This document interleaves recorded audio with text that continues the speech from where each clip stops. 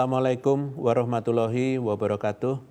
Selamat sore, salam sejahtera untuk kita semuanya. Hari ini saya akan menyampaikan perkembangan penanganan COVID-19 di Indonesia. Situasi pandemi COVID-19 di Indonesia terus mengalami perbaikan. Hal ini dapat terlihat dari angka positivity rate yang terus menurun dan juga angka testing dan tracing yang terus mengalami peningkatan. Walaupun demikian, pemerintah akan terus melakukan upaya pengendalian semaksimal mungkin.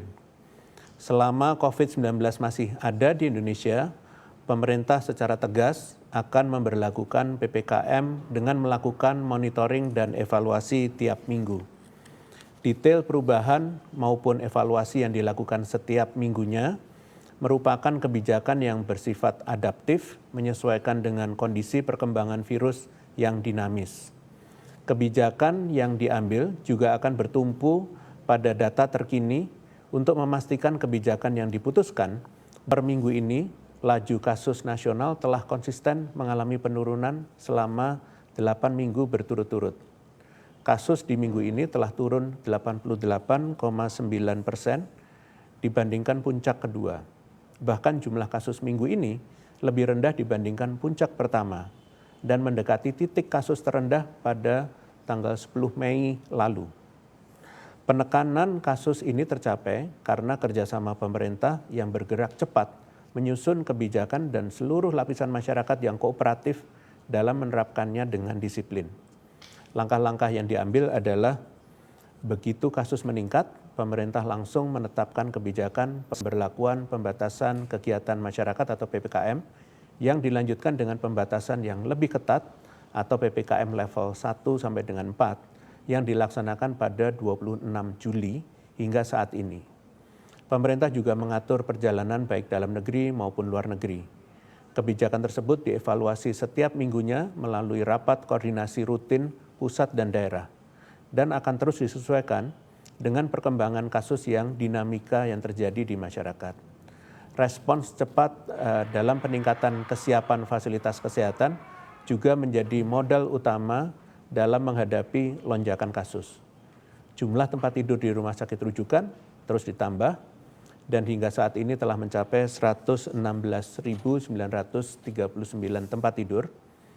Alat kesehatan pendukung seperti oksigen dan ventilator juga terus dipenuhi dengan melakukan distribusi pengadaan dan donasi isotank dan oksigen ke berbagai rumah sakit rujukan, serta pemenuhan kebutuhan tenaga kesehatan dengan memanfaatkan dokter internship dan perawat yang belum uji kompetensi dengan supervisi perawat senior.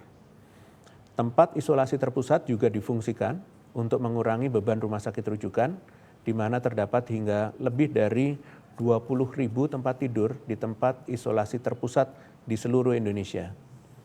Testing dan tracing juga menjadi fokus utama. Testing terus ditingkatkan hingga mencapai hampir 1 juta orang diperiksa dalam 1 minggu dengan jumlah laboratorium yang terus ditambah hingga saat ini terdapat 796 laboratorium rujukan di Indonesia. Untuk mencegah terjadinya lonjakan kasus yang semakin tinggi, maka laju vaksinasi terus ditingkatkan hingga mencapai 10 juta per 10 hari sejak Agustus 2021. Dan pemerintah terus mengupayakan tercukupinya stok vaksin nasional dan meningkatkan cakupan distribusi vaksin yang merata. Seperti yang saya sampaikan sebelumnya, bahwa lonjakan kasus telah kita lewati dan saat ini tugas besar kita adalah menjaga agar tidak kembali terjadi lonjakan kasus. Pelaksanaan kebijakan PPKM perlu untuk terus ditingkatkan dan masyarakat tidak boleh lengah dalam menerapkan protokol kesehatan. Sebagai catatan, pada minggu lalu masih ada 80 kabupaten atau kota dengan kepatuhan rendah dalam memakai masker dan 95 kabupaten kota dalam menjaga jarak. Pengawasan protokol kesehatan menjadi kunci mencegah terjadinya lonjakan kasus kembali. Tidak bosan saya ingatkan bahwa Satgas Posko di tingkat desa atau kelurahan dan fasilitas publik menjadi sarana yang penting untuk mendukung implementasi pengawasan protokol kesehatan. Saat ini baru sekitar 41% desa atau kelurahan di Indonesia yang membentuk posko. Capaian pengendalian lonjakan kasus kedua ini adalah buah dari pembelajaran yang terus-menerus. Pertama, adaptif, yaitu siap untuk melakukan pembaharuan jika diperlukan sesuai data real di lapangan. Kedua, menyeluruh, artinya seluruh elemen yang ada di masyarakat punya peran penting sebagai bentuk tanggung jawab bersama, misalnya pembentukan satgas di desa atau kelurahan dan di setiap fasilitas publik. Ketiga, pendekatan dua arah, top down dan bottom up, yaitu mencoba menghubungkan secara berjenjang komando pengendalian terkecil di daerah sampai ke tingkat nasional. Dengan penuh keyakinan dan optimisme, Indonesia terus-menerus melakukan penyempurnaan pada pelaksanaan berbagai kebijakan pengendalian COVID-19 nasional yang ada. Selanjutnya, saya akan menyampaikan peran yang dapat Indonesia berikan terhadap penanganan COVID-19 secara global. Indonesia adalah bangsa yang besar dan hal ini terukur dari jumlah penduduk serta luas wilayahnya. Sebesar 3,5% penduduk dunia merupakan penduduk yang menetap di Indonesia. Dan sebagai negara kepulauan terluas di dunia, luas Indonesia melebihi wilayah Eropa Barat. Karakteristik demografis dan geografis inilah yang menjadi sebuah tantangan sekaligus keistimewaan bagi Indonesia dalam pengendalian COVID-19.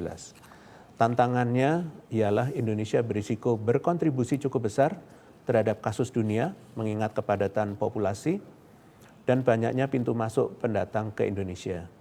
Namun jika Indonesia mampu mengendalikan COVID-19 dengan baik, maka akan memberi pengaruh besar dalam pengendalian COVID-19 secara global. Puji syukur atas rahmat Tuhan Yang Maha Esa, serta kerja keras masyarakat dan pemerintah untuk konsisten melakukan pengendalian COVID-19 secara berlapis, maka saat ini kontribusi kasus COVID-19 nasional cukup terkendali. Kebijakan berlapis itu meliputi pengaturan pelaku perjalanan internasional, pelaku perjalanan dalam negeri, dan pengendalian aktivitas masyarakat di rumah, perjalanan, maupun saat beraktivitas di luar rumah. Terlepas dari pencapaian yang amat baik ini, Indonesia meyakini bahwa COVID-19 tidak akan sepenuhnya hilang dalam waktu yang singkat.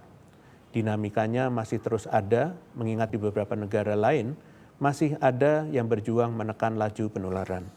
Sehingga demi mencegah kesuksesan pengendalian COVID-19 yang bersifat sementara, maka pemerintah Indonesia menyusun peta jalan yang merupakan strategi antisipatif dan dasar tatanan hidup baru bagi masyarakat yang dikendalikan melalui kebijakan PPKM yang dinamis, sesuai data dan fakta di lapangan.